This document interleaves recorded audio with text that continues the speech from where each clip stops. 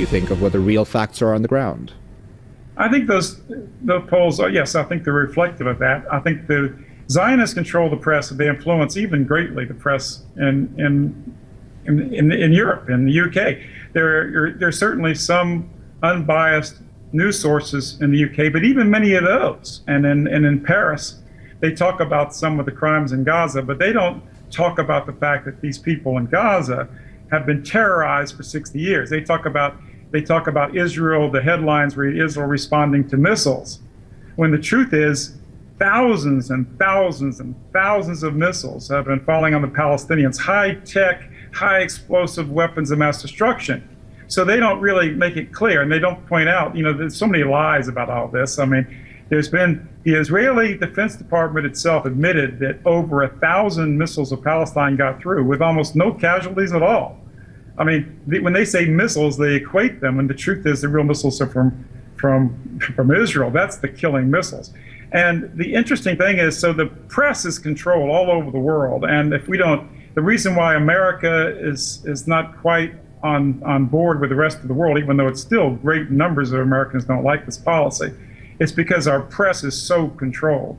And again, Zionism is not just even affecting our policy in Gaza, supporting this mass murder, this terrorism. But Zionism also, if you really look at it, the Jewish domination of our media, of our Hollywood, is infecting our world. I mean, they're destroying our values, aren't they? They have a Hollywood media and television that's producing blood, violence, supporting ideas such as torture of people, a complete violation of human dignity, human rights, human values, and promoting drug abuse among our kids, promoting all kinds of other destruction of the family. And they're proud of it. They even point out, Israel media says that the Jews are opposed, the Jewish Hollywood is opposed to a family-friendly culture. But aren't all truly decent people in Europe, Iran, around the world, don't they believe that we should promote a family-friendly culture, healthy and good families? Hollywood doesn't. The problem then goes way beyond Palestine, but thank God, in the sense, the Palestinians have the courage to stand up. And I really believe that Palestine, what's happening there, the fact that the Palestinians are standing up so courageously, in spite of the fact they've been beat down and even murdered, they're telling all of us in Europe and America and around the world to stand up and be brave too. Be proud. Make yourself proud, folks who are listening to this.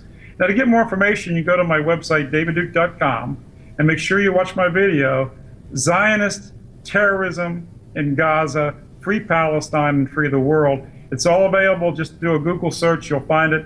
We have got to change the world, and we've got to free not just Palestine, we have to free Europe. The reason why Palestinians are being murdered today and terrorized, the reason why they've been dispossessed, is not because of a few Jews in Israel. It's because Jewish extremists, and that's who I'll say it is, it's not all Jews, but the Jewish organized groups around the country, both religious and secular, both political, cultural, they are supporting this mass murder, and they are dominating and controlling the politics of many areas of life.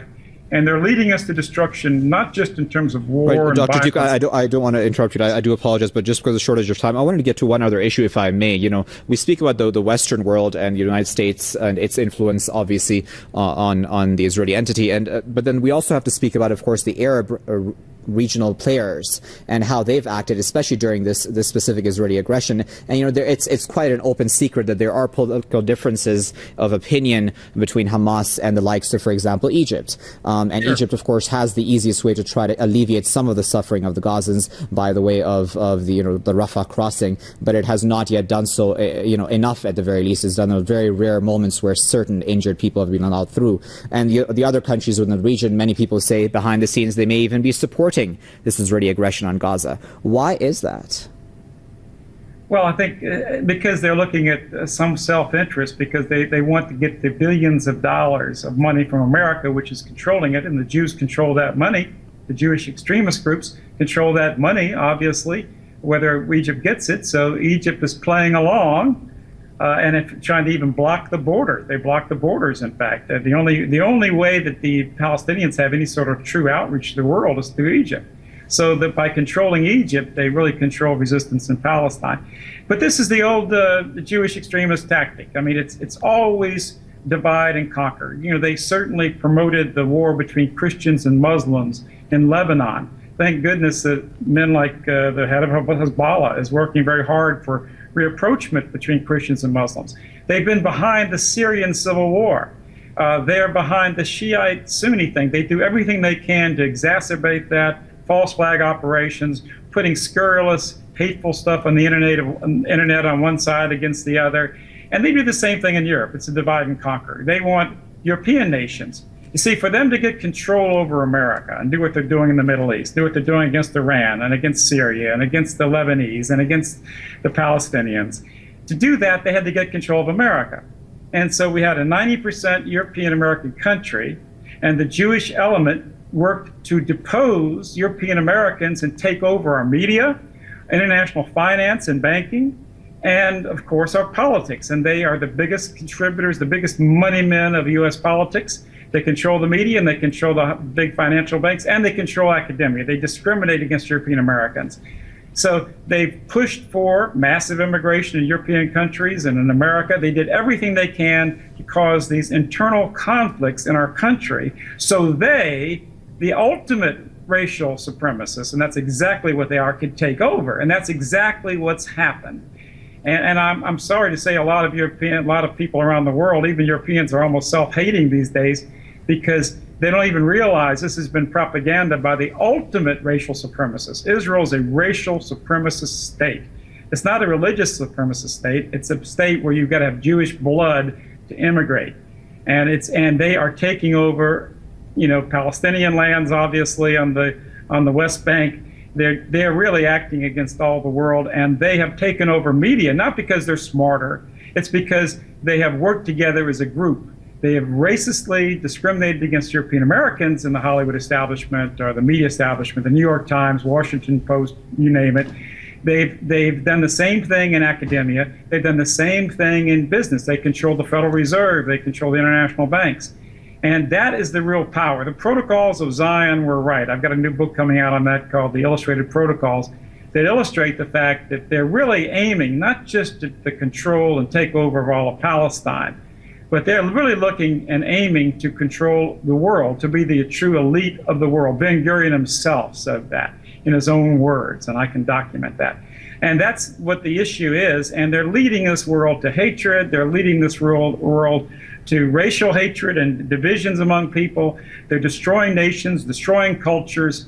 The only culture they want to preserve, the only people they want to preserve, the only rights that they want to preserve are the rights of Jews and the rights of Palestine, what they call I would say they're Palestinians today. They're Jews living in Palestine in what you call Israel.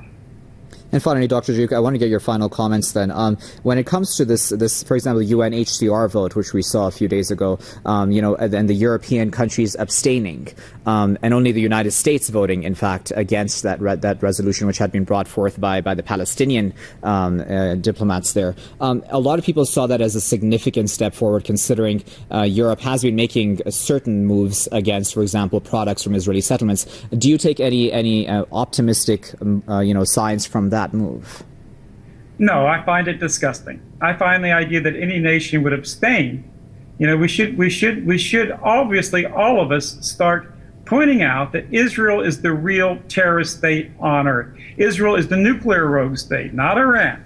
Israel is the state that's killed so many people around the world, fostered these insane wars, practically bankrupted America, robbed millions of people all over the world with international banks like Goldman Sachs and the World Bank, which are nothing more than Zionist operations, as much as Israel is that.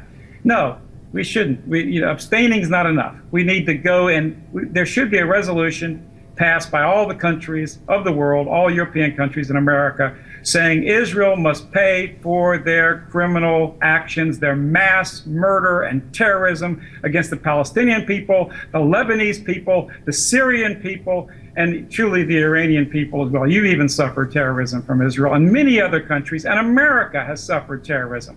Abstaining from anything is not enough. We have to begin to stand up and free ourselves. And the reason why that Europe is not taking the strong stance it should, and America is not doing, is because we are occupied nations in very similar ways that Palestine is. Not by the gun. They occupy us in the media, they occupy us in politics, and they manipulate us and deceive us. And on that point, Dr. Duke, I do sincerely apologize. I wish we had more time to continue this conversation, but we'll have to leave it there for now, and hopefully we can continue it at a later date. That was Dr. David Duke, former member of the House of Representatives, joining us live via Skype from Louisiana. Sir, we do appreciate your insight, and we were, of course, earlier joined by Amina Taylor, Press TV's correspondent, who had been speaking to us live from London as well. And viewers, thank you very much for joining.